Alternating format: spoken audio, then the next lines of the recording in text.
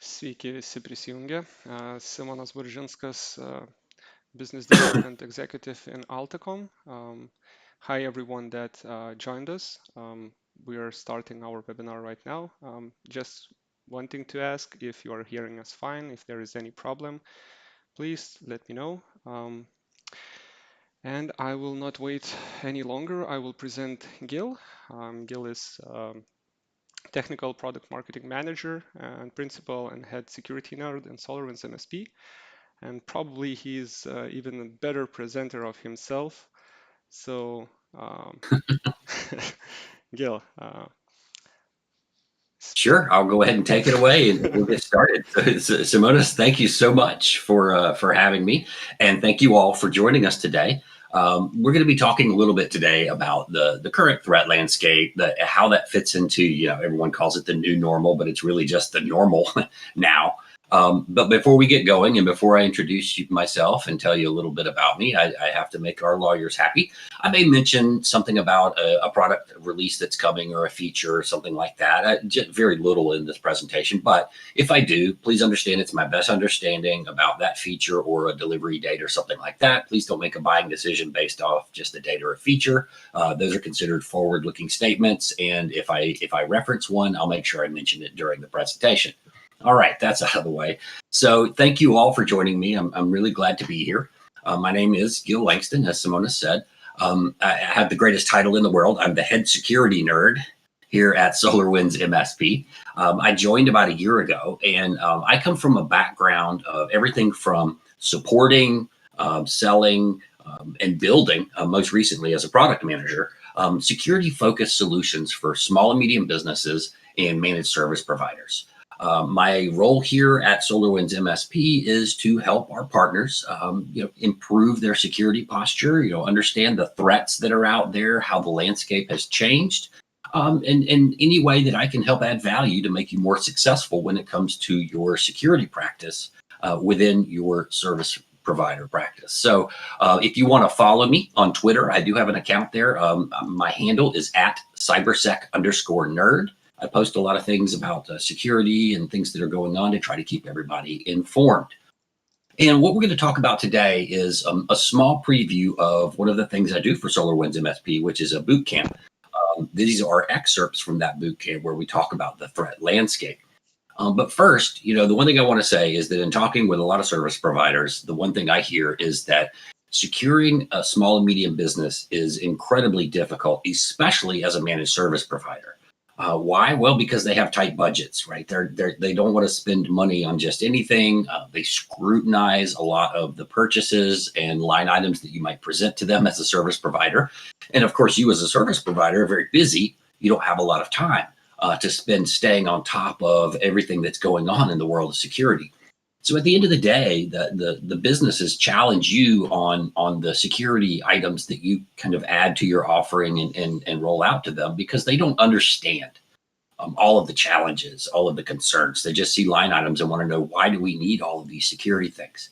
What they are aware of, though, is the risk that's involved to their business, right? So framing things and talking about the risk to their business is what they do understand, and at the end of the day, what they want to protect. So we're going to talk a little bit about how to have that conversation in a way that helps them understand and buy into those discussions about security. And one of the most important things to remember is that I know a lot of you have probably read this before, but there is a Verizon study that comes out every year, their data breach investigation report. And in the 2019 report, they found that 43% of the victims of breaches and cybercrime that they looked at in this study were actually small and medium businesses, which is, of course, concerning because that means they are, in fact, a target. And a lot of times they say, I'm not a target, I'm too small. Reality is they are. There was also a proof point study that said that all the attacks that they looked at, examined for this report, 99% of those somewhere through the attack chain required a human, a person, to let this threat in and to help it along. So human interaction was involved. And there was also a Hiscox insurance study. They do cyber insurance, and they work with companies to recover from incidents. And they they determined that the average cost of one incident to a business, now this is businesses of all sizes, the average was 200,000 US dollars. Now, if you break that down to the small section, I think they said it was around $80,000 per incident. That's one incident. That's, loss of business, the recovery costs, everything involved in recovering from one particular incident.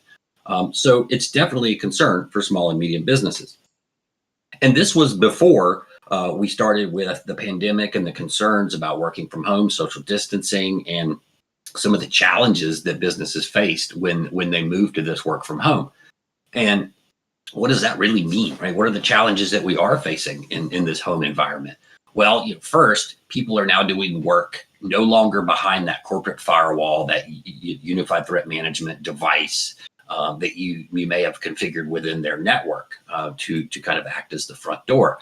They're using low-end equipment that don't necessarily have the same security functions. They're using personal equipment on that same network, including other PCs that might be shared or used by the family. And in some situations, people working at home are actually using that shared PC to access work resources. So a lot more risk there. And, of course, you as a service provider, when this first happened and everyone went home, you had to supply remote access to resources back in either the corporate network or cloud resources, company files, systems, all the things that they needed to do their job. And we had to do it very quickly.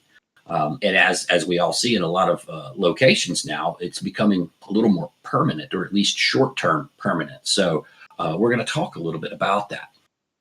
Now, those risks and challenges, well, first, you have a lot of devices on the network. And unfortunately, a lot of these devices aren't necessarily under your control as a service provider. But there are other devices living on the network. That does increase that risk of infection, data theft of the device, whichever device is being used by the employee to get their work done. Of course, one of the ways in, they're checking emails on all these devices. They're also browsing the web. They may have unpatched software that you're not aware of on a lot of these environments. And of course, there are other devices like we talked about, and some of these devices are just not secure. We'll talk a little more about that in a minute, but they don't have security built in the same way that a PC or other mainstream device might have. The other computers may not be up to date. They may present more of a risk. So honestly, I always tell people to consider home Wi-Fi as a hostile environment that these systems are living in, that your customers and end users are working in. There could be security level issues for that Wi-Fi router. But at the same time, you can't filter home email, and they may be checking that email on that same device. When people are at home, they tend to be work a little differently than when they're in the office. So all this kind of equates to a lack of visibility into some of the things that are going on, which I know has generated a lot of concern for partners that I'm talking to. Now, if you can get visibility into that home environment, for example, make sure that you do have an RMM agent on that machine being used for work, that does give you more control and visibility, gives you more time to react or understand the security risk. And remember what we talked about 99% of the incidents required user interaction. Well, when users are at home, they behave a little differently, as I said, than when they're in the office. That could be that they're more likely to click on a link, that they may be doing some personal browsing in between some of the other work that they're doing. So there is more of an opportunity for that type of risk. But also, the user may tend to save more documents locally, right? They may be actually downloading documents and putting them on systems that may not necessarily be under your control. Now, before this even started, I was talking about how ransomware was going to continue to grow, as we all were in the security community. And if you read any security blog, so I want to talk about a few statistics and concerns, and we're going to use this information as we discuss an attack chain. And we're going to talk about this attack chain in a way that will actually help you have that conversation with your customers, especially ones who don't understand all this. It's not extremely technical, so it works very well for having that conversation.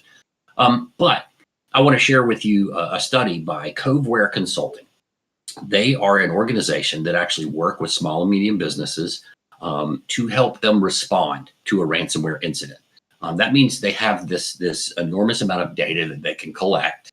and put together in a report so that they can do some averaging and present some statistics. So this particular study that I pulled from was actually in Q2 of last year.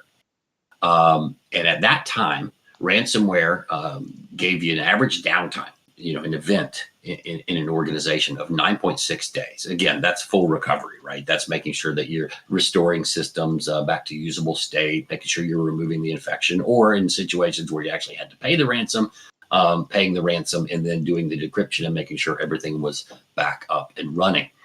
And during that time, the ransom cost had gone up 184%. And I revisited this study recently as well. I went back and looked at their most recent version, and it's gone up again, another 200% since this study. So it continues to rise. And one of the reasons is because it's successful. One of the interesting parts of this study, though, is that paying the ransom in situations where they decided to pay the ransom did not always mean a full recovery because of an error in the encryption or the decryption process. Sure, they got the key, but it did not successfully recover all their data. So even people who decided to pay the ransom, 8% of them still lost some data. That's very important when we talk about a security strategy that we're going to review here towards the end. When you're presenting that strategy to your customers, why that's important.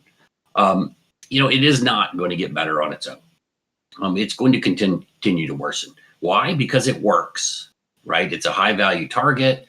And one of the things that how this has evolved and how bad actors like to change their tactics. This is a great example.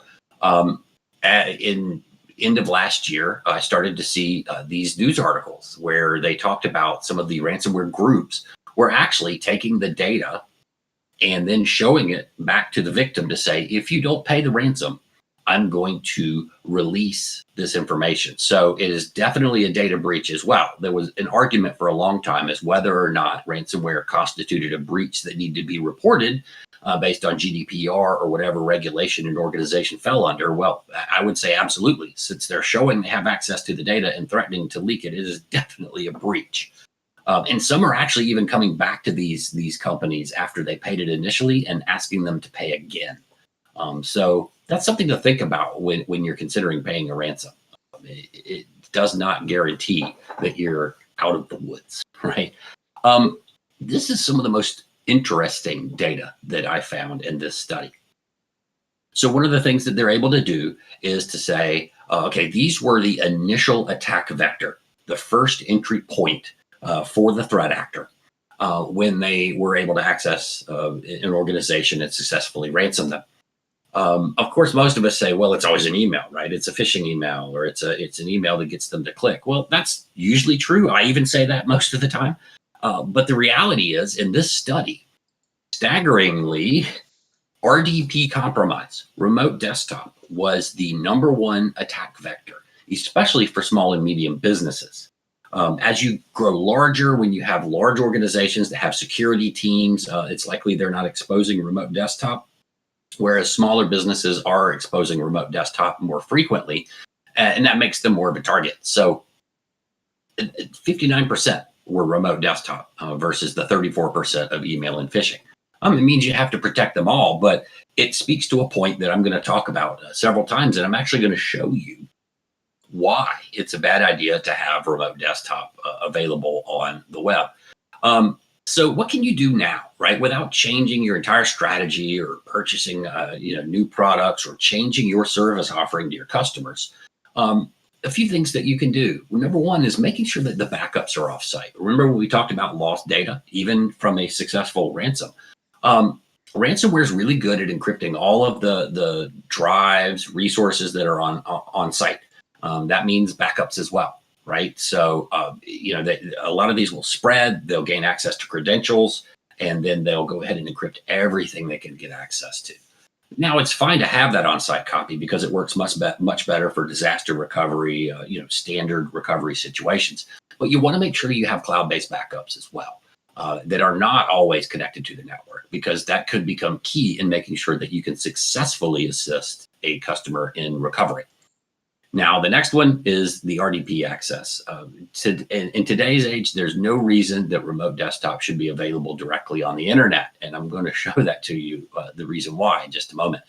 It's just too easy to find, exploit, but also brute force, passwords for remote desktops. So one of the things you can do now is investigate other methods. If you're not already doing that, I know a lot of us had to work very quickly to get people remote access to systems, and sometimes it might have meant temporarily exposing remote desktop. That's something that needs to change. So make sure you find another way. That could be by having them run a VPN client with a certificate that authenticates the device, that it's an allowed device. Then you have to authenticate to the network. Once you're in the network, then you use network level authentication on that remote desktop connection so that they can connect and authenticate. So now you have multiple layers or defense in depth when it comes to that remote access. Another thing that I found is very interesting is when I talk to a lot of different organizations of many different sizes, the most successful ones when it came to staying up to date on their patches, who weren't lagging far behind, were ones who actually set expectations for more frequent patch schedules. A lot of times you say, well, I don't want to patch that off, and people get angry. But when it becomes part of their normal day-to-day or week-to-week experience, they come to expect it, and they're more willing to click OK and continue on with the installation and reboot versus somebody complaining or pushing back. Obviously, servers, you still need a maintenance window, but for the desktops, more frequently is better. So even having weekly windows, you don't always have to use them. But it will mean that you're able to stay up to date a lot better. Also consider more user training. Now, it may be that you're already doing security awareness training with your customers, but spending even a few minutes every 6 months or every quarter, just talking to them for an hour, even if it's a Zoom meeting or something like that, to talk to them about what's going on out there and what you're seeing, can give you face time with your customers, get better buy-in on why security is so important. Or you may want to consider, investing in a commercially available user training and testing application. There are many of them out there, and I definitely recommend that you consider that if you're not already doing it. Now, one of the other things that we've been hearing a lot, and I think we heard more about this, and it was really growing before, obviously, some of the more recent concerns about the pandemic and things kind of dominated the news cycle. I was hearing more and more about end users who were ransomed or were gained access to through their service provider. One of the first ones I saw was the article that you see here, which was in December of last year, so about a year ago, where there were 100 plus dental offices that were ransomed through their managed service provider. But I've talked to many service providers over the past few months where this has happened, where someone gained access to their portal, or were able to delete their backups and then got remote access to the customers. So I'm seeing news articles about this all the time. So unfortunately, that means that the service provider itself becomes the supply chain attack to the organizations. And of course, they're going to go after a service provider because it's access to multiple businesses. It makes a lot more sense from a cost and time perspective. Now, the ways that they generally got in, a few of them were vulnerabilities in the RMM tool, but the majority of them, after full investigation of the attack and going through everything, it was that two-factor authentication was not enabled on the account, and this account either had reused credentials or an easy-to-guess password. So it was very easy to access that tool and then get remote access to all of the customers and ransom them. So it has been on the rise again. Which means that it's really important that you take some time to focus inward on your own security. But then you can also use that discussion point with your customers, especially those who may challenge you on this and say, what is your security like? I've been reading in the news. And then use that to have a better discussion with your customer about what we need to do to improve their security as well. Now, some things you can do here. I know a lot of these may seem like common sense, but sometimes it's just like a compliance regulation that you have to comply with, right? Creating that checklist and going over every once in a while and making sure that you're checking all the boxes. But least privileged credentials is the most important one, because I'm going to show you an attack chain where credentials are compromised. But you want to start with that lowest level and then elevate your privileges only when you need to perform certain actions. That means that there's less exposure, less chance that credentials could be accessed or stolen through multiple means. And also, don't reuse credentials across customers. I've talked to some service providers who said, yeah, we've got an admin account. We use the same password. It makes it easier. But At the end of the day, that means that if someone gains access to a set of those credentials, they now have the keys to multiple kingdoms that they can then access. Now, the password complexity is always important. Make sure that you use a sufficiently complex password, but to avoid having it written down or saved in a spreadsheet somewhere, use a password vault or a password manager for all of those credentials. That way, they can not only be automatically input when needed, but there's also another authentication required with a second factor to access those passwords, and it gives you the ability to now know which one of your technicians or employees has access to what credentials. In case they were to move on to a new company or leave the company, you would know exactly what they had access to and what you need to remove permissions from. And I can't say this one enough, but two-factor authentication should be on every account where possible for you and your customers. At one time, two-factor was considered painful and difficult, and it was annoying, but people really now, their banks, all the accounts that they use require or at least strongly recommend two-factor authentication. And you'll notice here at SolarWinds MSP, we've been doing the same. We've been moving towards a requirement. In some applications, we've already started requiring that for admin. In others, we're adding in the features and functionality that will allow us to enable that fully for all accounts. So make sure that you are two-factoring everything you can. And then finally, make sure you're exposing mission critical assets to the internet. That means any ports and services that don't need direct access should not be exposed. And like I said, I'm going to show you in just a minute exactly why that's a concern. But also make sure that you're updating your systems, keeping them all updated as needed, because obviously a manufacturer or a vendor of any software puts out these updates. There are generally security updates in there. So make sure you're taking a look and updating your systems, as frequently as you do for your customers as part of your services. Make sure that you are reviewing that tech stack occasionally to see, has the landscape changed? Do we need to modify what we're doing? And then finally, monitor critical systems for access attempts, anomalies. If this is not something that you're necessarily focused on, or your team is not necessarily security focused in that area, you may want to consider there are a lot of managed security service providers that just focus on that level of monitoring and overwatch of environments. You may want to consider partnering with one to monitor your systems and give you reports on what's going on. Now, with all this going on, the techniques really haven't changed all that much. They do change over time. But at the end of the day, there are a few things. Like, for one, you've heard this term probably for the past 2 to 3 years, right? Fileless malware. Previously you had to drop a file onto a system, your endpoint security would scan it, tell you whether it was good or bad. But now the bad actors have figured out, well, if I don't drop anything to disk or drop a file, I'm able to get around some of those protections. You'll hear things like living off the land, and living off the land is all about using legitimate tools that most endpoint protection solutions will recognize as legitimate tools and let them run, right? PS exec, PowerShell itself, remote administration tools. They find ways to establish persistence by running scripts without dropping files on the endpoint. They'll exfiltrate, they'll take that data, encrypt it, load directly into memory, all without having to drop files on the system. And those are the things that they do to get around antivirus. And that's been the focus for, I'd say it's been growing and growing over the past couple of years. Now, that the good news about all of this is that the internet does follow the same rules. And remember what we talked about. Someone still does have to let this in, which means that knowing those vectors, knowing the ways, the layers that need to be protected, means that you have several opportunities to prevent or detect an intrusion, right? It's not just at the endpoint. It's all different layers, different solutions, different processes, make sure people are trained up, and then, of course, the technologies that you use. So it's a mix of all of those that are going to protect people in the current threat landscape.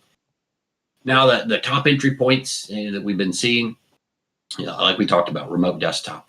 But also, we're still seeing a lot of SMB v1 intrusions in some situations. Those remote monitoring tools that we talked about, and even misconfigured cloud security settings. As people are moving to the cloud with supporting more homework, businesses are more willing to move resources to the cloud.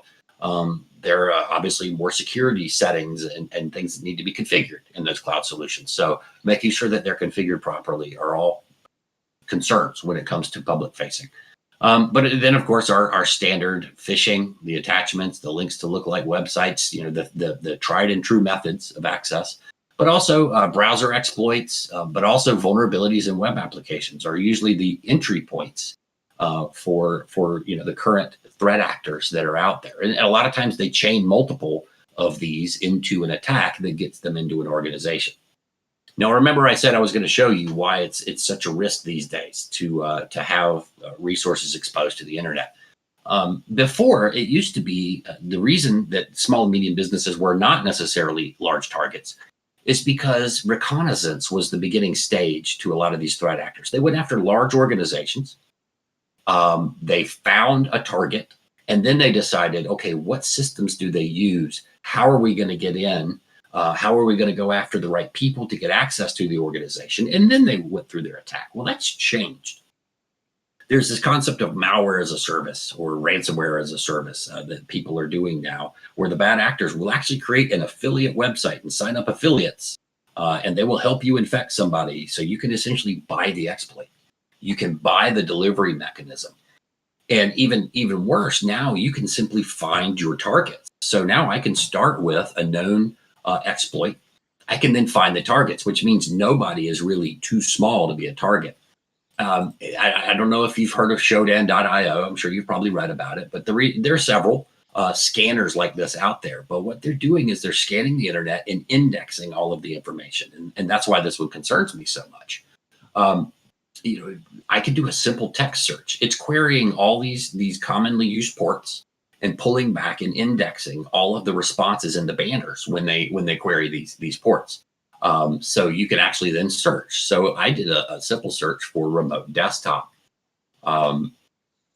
So I just did one and it came up with 3.8 million results. So remember what we were talking about remote desktop being a primary access point. I can understand why. You're seeing RDP sessions that are available on the web. Now, to be fair, a lot of these are going to be from Tencent Cloud, Amazon, AWS, Azure, right? Some of the cloud providers, which do have some additional security and usually see those blanked out here.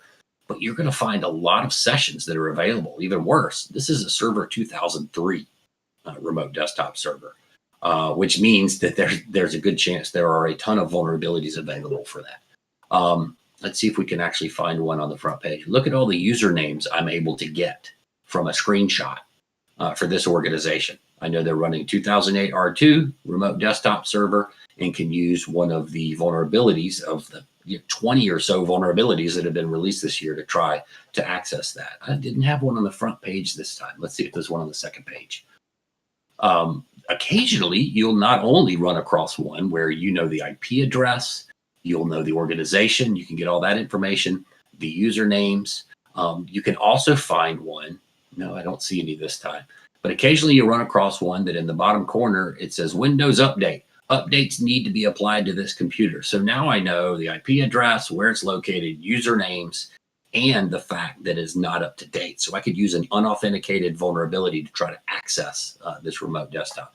So this is just how easy it is to find and discover things on the web. Now, to that point earlier, when I talked about other things that you could do. So I did a SMB version 1, right? And in this case, I want to do a search and find out how many SMB v1 shares are available on the web. So let's do that search. And you'll see that there are a lot of SMB version 1 shares available. Now, there are a lot of vulnerabilities for that, as you know, and some of them were unauthenticated. But in some cases, at least authentication is enabled on most of these. Here's one where it's disabled. So then I can say, let me drill in a little further. And I'm going to look for authentication disabled. Let's see what that brings up.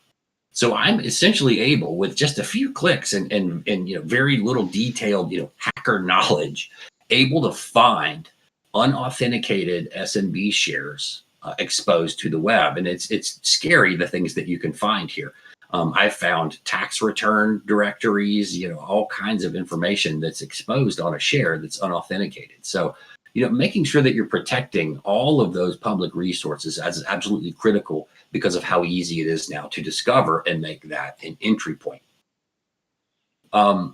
So before we move on, I know I've been talking for about 25 minutes. Do we have any questions, Simonas, or anything Yeah, we do have one, which is from probably a little bit earlier, but it also would probably be referred in at the end of the slides. But still, Thomas was asking, how can SolarWinds help us protect Mac OS devices?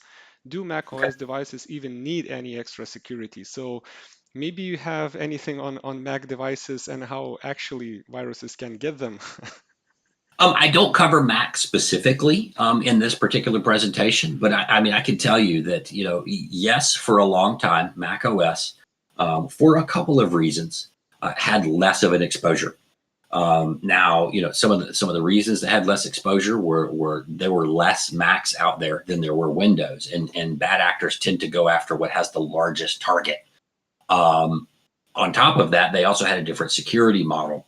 They were much tighter on what's allowed to run, what is allowed access to the kernel, all of those different things that did make them more secure. But obviously, you've seen more Linux threats. We're seeing more Mac threats all the time. So having endpoint protection and doing some monitoring is important for Mac devices as well. So that is something that at SolarWinds we're aware of. We're focused on. I spend some time with our Mac guru, who is our advocate internally for Mac, and he is continuously working on ways to get work with the development teams to make sure that we can protect Mac devices as well. And do you want to add any more details on how actually SolarWinds can help to protect Mac OSs right now? Sure. Well, I'd love to spend some time with you directly as well. I don't know that I have time during this presentation to go through some of those options, but Simonas, feel free to take their contact information and I can reach out. Yeah, okay. So Thomas, drop down an email to me. I will shortly add it as a comment where to send it, and we can get in touch with Gil directly. Perfect.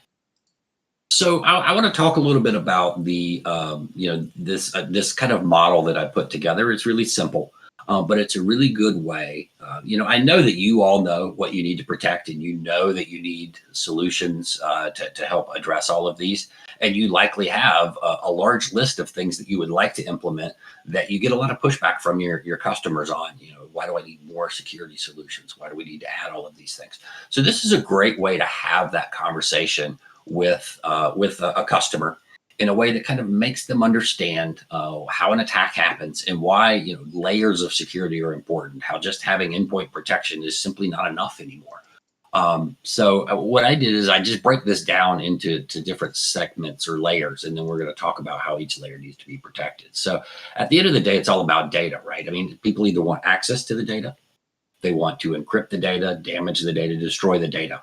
It's also, the key driver for most organizations is their data. But then you have a device that accesses the data, apps on that device, people using those apps and devices, your network, and then the internet, where a lot of us are doing the work, and where a lot of us are having to go now to get access to work resources, cloud. People are hosting servers in AWS or Azure. There are cloud resources, the software as a service.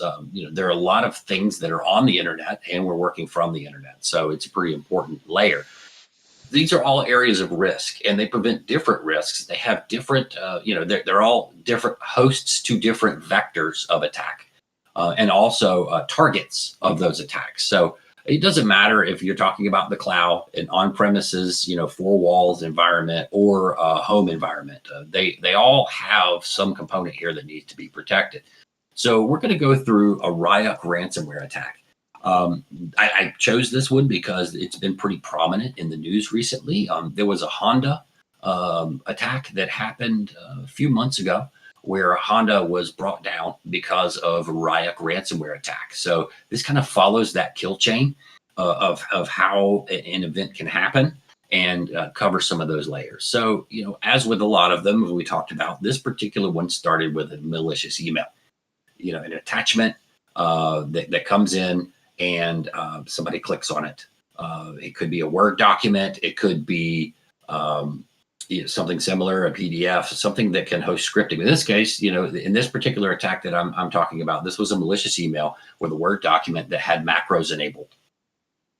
So then, of course, we talked about the people letting it in as your biggest concern. So the user who's unaware clicks on that document and enables macros. And in this case, a script runs in the macro that actually calls PowerShell. Now, PowerShell is a legitimate Windows application. That means it should be allowed to run. So it's going to run. Right? We need it to do our jobs and to do some automation and background scripting. So PowerShell runs. And from here, what it does is it goes straight out to the internet and downloads from a payload server its first stage attack. So it's not actually dropping files on the endpoint yet. Now, this is when it installs Emotet. So now it's installed its first file. It's polymorphic so that it's not recognized. And in this case, Emotet is a banking Trojan. And it's the first stage of this attack. Emotet is really good at a few things. It's good at determining the environment that it's installed in, sending back information about the domain, the DNS search domain, the users, what's on the system, kind of taking inventory of all of this, as well as pulling information from memory. So in this case, Emotet then can persist on the endpoint. And in this case, Emotet is going to install stuff in the registry so that it can survive restarts and reinstall itself, things like that. But it's actually the first stage. So Emotet then downloads TrickBot. TrickBot has also been in the news a lot, and TrickBot is also a banking Trojan, and it's one that the people who make have been adding on modules, just like software developers add features and functionality all the time.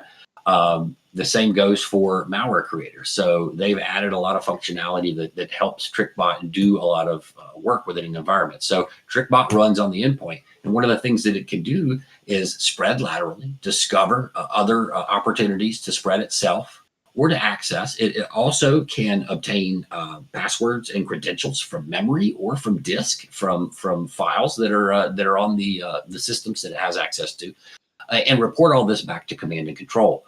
These command and control actors are now receiving all this information. Now, in this case, though, they decide, well, there's not a lot of other interesting information. We're going to pull some of this information for holding them hostage later. But in this case, we're just going to go ahead and encrypt, and we're going to ask for a ransom. So Ryuk gets installed and encrypts on all devices that it has access to. And of course, the data is unreadable. Any other systems that it has access to are also encrypted, the on-premise backups, any file shares, anything that it has access to.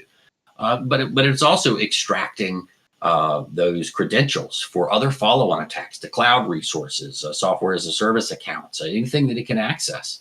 This is how, an organization, it used to be simply, I'm going to send out a bunch of spam, I'm going to encrypt one machine and try to get that ransom. This allows bad actors to make better decisions about how they're going to make more money or extract more resources from their victims. So, and how they can spread throughout the organization or to a secondary organization this company does business with. So they've stepped up their game a lot when it comes to how they plan out and execute attacks. So prevention is critical across the multiple layers, right? It's not just having good endpoint protection. It's not just having a good process or training users. There's a little of all of that that's required in this day and age to make sure that we're protecting. And that means balancing that protection across all the layers, giving multiple vendors or sets of researchers opportunities to look at a potential threat at different stages, because not every solution is going to be the first to discover a new version of a particular file, something like that. So making sure that you have that across all the layers means you can break the attack chain. It's important to do it as far away from the users and the data as possible, where possible, and detect that infection early. So I want to go through kind of how the offerings address all the layers and how it's changed over time. Now, these could also be used as packages that you offer your customers if you are doing a good, better, best type of situation. Or if you're just looking to add to your portfolio. So, when we first started in this, I'm going to go through what was considered core protection, and honestly, for a small and medium business, was what we call bespoke. It was a little of everything and a highly protected organization. So that's endpoint protection, your antivirus, right, on the endpoint. Yes, we're updating the operating system and some applications. User training usually consisted of saying, don't click on bad things. The endpoint firewall that you had on the endpoints, and then of course you had a front door firewall as well. But you're blocking spam and malicious emails coming in, and you're hopefully, if you were at the high end, you're doing malicious URL filtering. You're blocking access to bad URLs either through an appliance that you had in the environment, a proxy server, something like that, preventing access to URLs. This would have been the full security stack. And still is considered full stack for most organizations, but it's becoming the bare minimum for some of the reasons we just talked about, how it's becoming much easier now to access an organization. So now we're going to go into advanced protection, which is becoming the new norm for a lot of organizations that I'm talking to, different sizes. It does have additional protection on the human side because it is, in fact, the weakest link. But on that application side, being able to control what applications can run does limit your exposure and concern. The situation where we talked about living off the land or using Windows or your endpoint security might consider a legitimate application. If you don't have a reason to run it, preventing it from running lowers your exposure. And it's one of the reasons that Australia Signals Directorate actually put application control in their Essential 8 for cybersecurity controls as well. But also doing vulnerability management internally, making sure that you're aware of other misconfigurations, other devices that might not be up to date or have end-of-life software. All of that is part of vulnerability management on top of just patching. Password management, two-factor authentication on the people side, making sure that they're getting good user training, making sure they understand not to reuse passwords that they may have used in social media accounts and other things. And also making sure that they're using two-factor authentication everywhere and that you're implementing it on these solutions for them. It's going to greatly limit the possibility of a follow-on attack or that first access into an organization. And then having an advanced firewall or a secure web gateway, at the perimeter. Now, obviously, a lot of people are working at home right now. One of the things that you're going to see really growing over the next year or two is the cloud-based firewall, where you're able to actually forward traffic to a cloud-based firewall and do some of the advanced, SSL inspection, application access control. Those things are going to be done on the internet because people are coming from and going to the internet when they're accessing these resources. And then finally, on the comprehensive side, you may have customers who have, higher requirements for data protection, either because of regulation or because of the type of data that they're dealing with. Making sure that you're doing that network and log monitoring, what we call the east-west traffic in an environment, not just the north-south in and out, but the east-west. Looking for anomalies, looking for communication patterns within all of that, forwarding it to a SIM and having alerting rules. But also doing threat hunting or managed detection and response across those layers, making sure that you're correlating all of that information. And say, for example, taking a set of indicators of compromise from a government organization who said, be on the lookout for this threat, and here are the indicators, and being able to actually say, has that existed or does it exist in my customer environments? These are where security is really going when it comes to protecting data. Now, earlier we talked about as well making sure that you have a full security strategy when it comes to recoverability. Being able to recover data because you're not always going to get it back, even if you pay the ransom to get that data back. So making sure that recoverability is part of your security package or security strategy is critical to success for an organization. If you're running EDR on the endpoints, right, the advanced endpoint protection that is able to protect or detect more of these threats, what are the things it can do if you, for some reason, have an attempted encryption that is stopped by EDR? It can actually roll it back. So it can recover without you having to roll a truck or send somebody on site or to a home to be able to restore that machine to its last known good state. But then as you kind of get up that maturity model with protecting or being able to recover data, your backup restore files and folders and system state, and being able to restore a system if you know that there is a compromise. But then taking that even further and having standby systems that you're able to simply fail over to would then increase or reduce that downtime that we talked about, that 9.6 days of downtime. really reduces that. And then finally, automated testing. So constantly having, for example, the automated testing that SolarWinds backup offers, where we can actually test the restores and send you a screenshot, would let you know immediately that you are ready to recover at any time from an incident. Gives you the peace of mind, gives your customers the peace of mind that you're able to restore. So with those core layers, right, the ways that that SolarWinds MSP can help with a lot of those is, obviously your web protection, and email protection. That's going to protect against the phishing emails. You're going to be able to block macros that are coming in, attachments that are not of a type that you consider acceptable within the organization. And of course, those links, those malicious links, right? And then you have a user who is trained. You can actually work with them every 3 months, every 6 months to give them just a quick training on what's going on, so that they're less likely to fall for those phishing emails. The password manager, with Passportal, you can actually allow for the user to create complex passwords using sight, right? And then they don't have to remember them. It prevents that reuse or writing them down or insecure storage, and it enters the credentials for the user. Second factor of authentication, I've talked about that like 4 times, so I probably won't go into more detail there.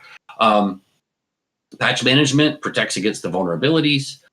Your endpoint protection blocks threats if the user clicks. An EDR has that ability to detect behaviors that are malicious, not necessarily just a file. So that is going to protect that endpoint.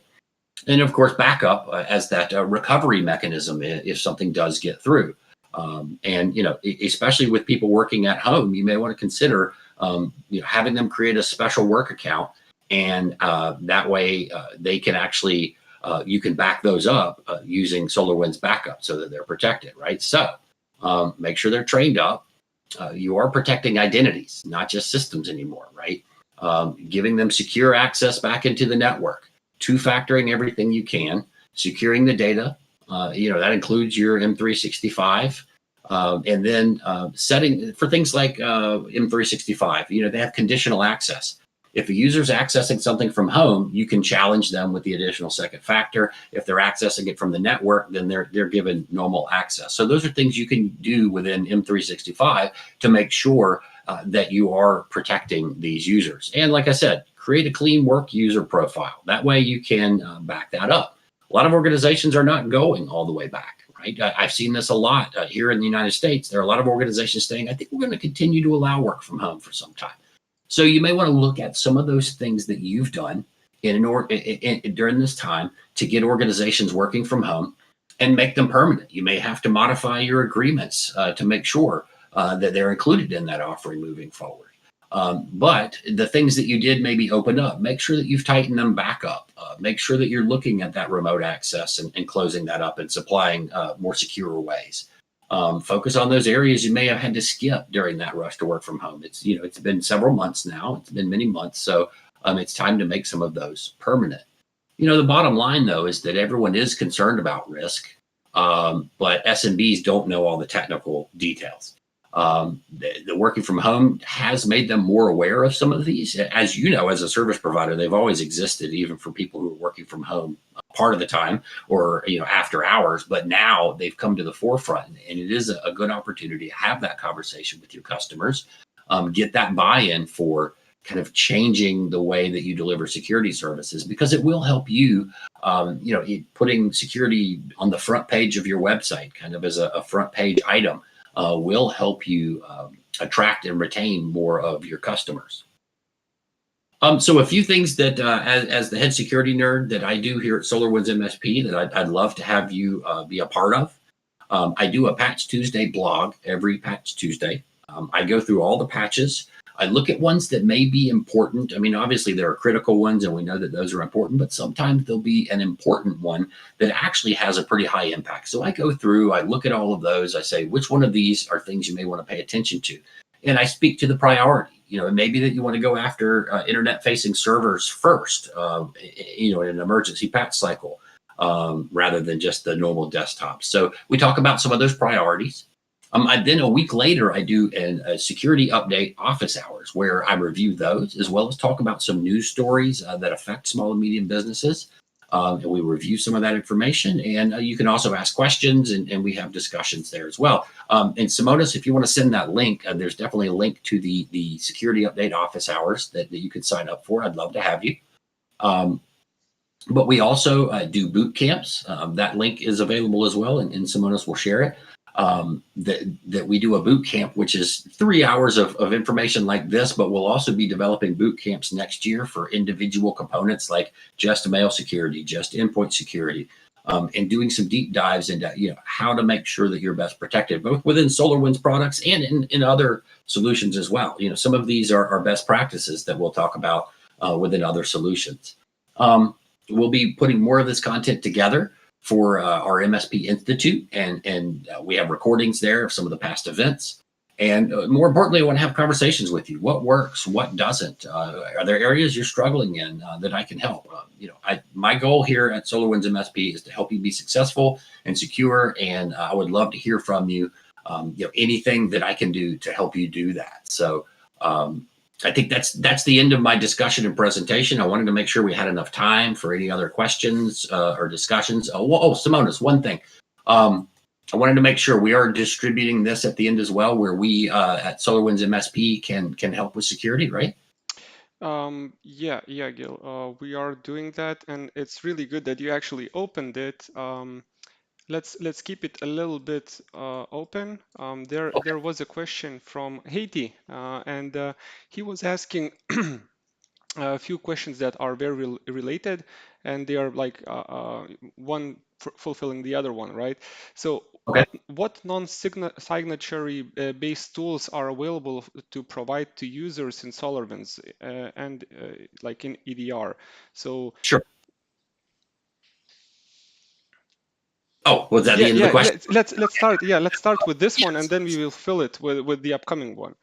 Sure. And I'll give a little brief caveat. I was a product manager at several antivirus companies for years, right? And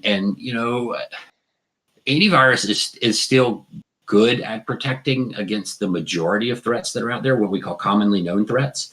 And they do, to be fair, most antivirus solutions do more than just signature based. They have some behavioral detections and all of that. But one of the challenges there is all these elements were stacked on over time, which makes them a little larger, a little heavier. Still requires a lot of updates, that kind of thing. Where I'd say EDR, the evolution of EDR was when EDR was first created, it was a lightweight agent that did nothing but collect data, right? That's how EDR started out. And it just collected all this data and sent it back to a platform where somebody with a knowledge set needed to dig through all the data, do some correlation, look at indicators of compromise, and say, okay, these threats exist. So it was really for threat hunting, and large organizations used it. They started putting in the ability to ingest a lot of this threat intelligence and this data and then make their own decisions to say, this is a potential threat or this is a risk. But it still required somebody to be alerted to that and then know what to do. Well, then over time, they started saying, well, we can react to that. We can take actions. So that was the evolution.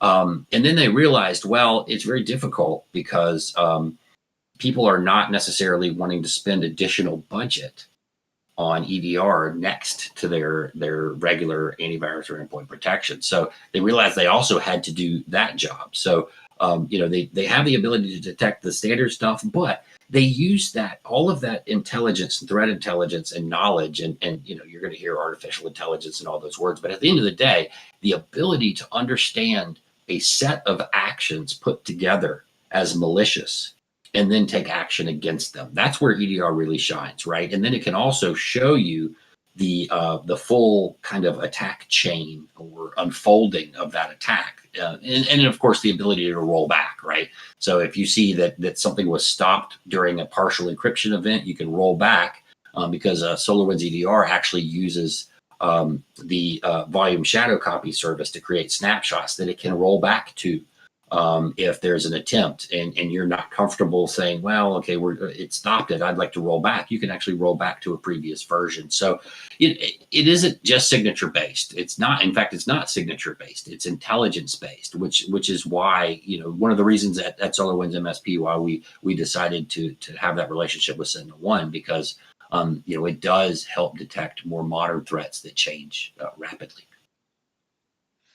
And there is like a following question to this. So vulnerability management, right? Yes. Layer, we only have the patch management in the SolarWinds, or is there anything else?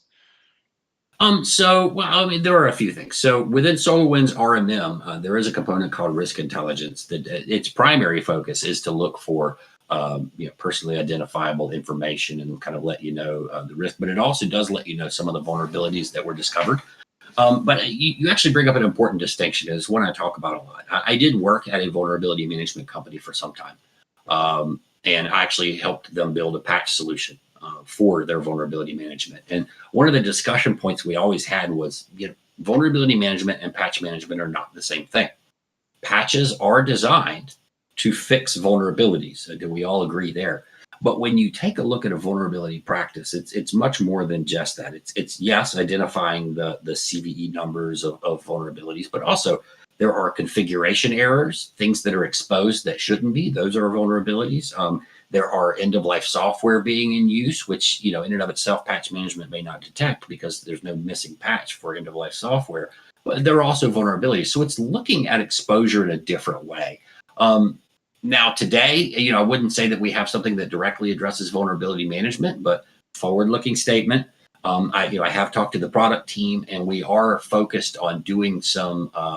We're looking into security assessment type of solutions that do cover it from a vulnerability perspective. I don't have any dates or time frames on that, but I have been involved in some of those conversations. So we're definitely considering that level of security versus just the patch deployment. And then, of course, consolidating, or not consolidating, but correlating the two so that you can see if a vulnerability needs a patch, then you can approve it. That's where we're looking ahead. Okay. We also got three more questions for you. Okay. It seems people started asking questions. Tero is asking what log monitoring SIEM solution you would recommend for partners who does not have the SOC and those who have it. So that's a great conversation, and I talk about that a lot in the boot camp because we have like 3 hours to talk about it a little bit. But I don't recommend any one vendor, but I know some who are using Alien Vault and some other solutions. I also know that there are a lot of service providers who are now looking into MSSPs, managed security service providers, for that particular function. The reason why is because having a SIM is great. Pulling all that data in is important. And if you have a regulation, you probably have to do it anyway, right? Having rules around, what's important and what you want to be looking for is very good. And being alerted about those is great. And a lot of the SIMs that are out there can do that. But when you have an MSSP doing it, they also have that very focused, targeted expertise and knowledge on what to be on the lookout for and how the threat landscape changes. That may be something you want to consider. There are a lot of organizations out there that are doing that now. I mean, I know that in the US, you have like Infogressive and Huntress Labs, several that are actually working with MSPs to help monitor environments and give some of that overwatch and advice on what to do. And I think, as an MSP, that's important because you have to focus on everything in an organization, right? You have to Yeah. focus on productivity, connectivity, systems management, day-to-day automation of IT, and security. So it becomes very difficult to focus on that, be that deep on security. So it does make sense to partner with an MSSP. I wish I had more European names. I'll try to come up with some and send those to you. Are there any intentions for SolarWinds to do it? Um, I don't know. I'm not aware of any currently that I could share. If I did, I would definitely share those. I know for a while we were doing the threat monitor, but there were, I think that the biggest things where that necessarily didn't line up with the goals of SolarWinds MSP was that it did require a lot of maintaining security knowledge on the part of the MSP, and I feel like MSPs were looking more for a little bit more threat intelligence and advice on top of that. Okay. Okay. So nothing for now, but we'll definitely keep you posted. I heard that something is changing also with that previously, so maybe we will see some upcoming changes. Um, Right. Eric's is asking when will it be available the monthly license options for EDR? When and if, I would ask. Do you know anything So about it? I don't know. I don't know the when or the if. I do know it's a discussion that's continuously going on. I'm not sure that if it has anything to do with our relationship with Sentinel One and requirements around contract. I don't know. But here's what I do know is that that discussion has been had with the product team, and they're definitely aware of it. So it's definitely not something where nobody's hearing that. Yeah, and it's also integrated in RMM already, so I Correct. guess It is integrated the answer into. will be pretty soon if we have it and when we have it. Well, right now with RMM, they are doing the yearly licensing Yeah, for EDR, which I know is a concern because it's right. It's the only thing that is that model right now. But I will continue to push the product team on that. yeah. Also, Thomas is asking again, but most endpoint protection solutions protect from newest threats even without the EDR module. EDR just gives more visibility. Does it? Does it? Yes, I think that's a fair statement. I mean, that's kind of what I was saying earlier. There is more visibility, and the visibility is, when you drill down into an individual attack, you can actually see, all of the timeline of the processes that were accessed, what exactly happened and when. So it helps you have a better understanding of how the attack unfolded. Generally, kind of standard endpoint protection solutions just tell you, I blocked a thing, right? And then you're kind of okay. Well, great. That's what I needed to know. But EDR does give you a little deeper understanding and knowledge of how that particular attack unfolded, what actions were taken, a little more granular control over some of those items. Okay. So far seems that this is all questions. The stream will go on a little bit longer as it has delay for everyone, so we want them to hear all your answers. And Okay, thanks a lot for your participation. Awesome presentation. We will also share all the information with participants afterwards on email basis. And of course, I will contact with Tom's question that he asked previously. And you said that you will be able to answer about it, about the Max. absolutely. So really, And thanks a lot for you I'll get coming. him with Brian, our Mac expert, and we'll probably have a conversation. Yeah, thanks for you coming and showing us this awesome presentation once more. This was Gil. And any last words? No, other than thank you for coming. Like I said, I'm here to have conversation with you. I'd love to have you participate in some of my events, and I'd love to have a one-on-one conversation with you. Awesome, awesome. Thanks, Gil. And have a nice rest of the day for you and upcoming holidays. Thank you very much, and take care, everybody. Bye bye.